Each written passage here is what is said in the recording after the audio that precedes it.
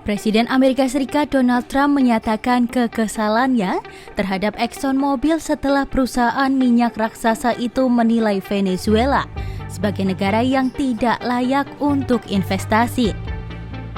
Respon Trump ini disampaikan saat berada di pesawat Air Force One Senin 12 Januari 2026. Trump menilai pandangan Exxon bertentangan dengan ambisinya untuk menghidupkan kembali sektor energi Venezuela.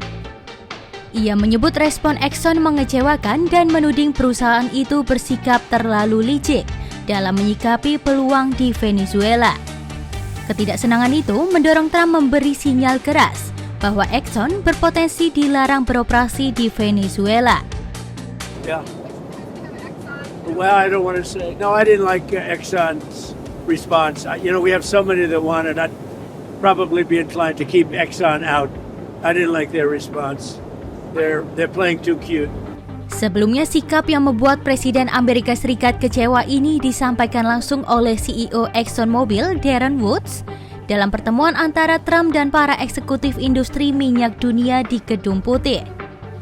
Woods mengungkapkan bahwa aset Exxon telah 2 kali disita di Venezuela, sehingga masuk kembali untuk ketiga kalinya dinilai berisiko tinggi.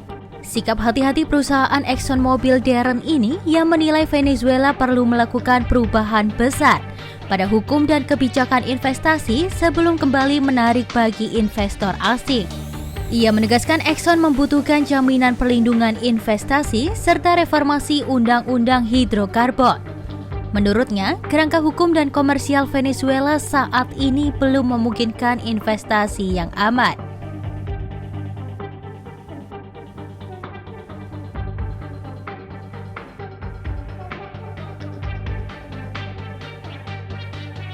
Hingga kini, ExxonMobil belum memberikan tanggapan resmi atas pernyataan Trump tersebut.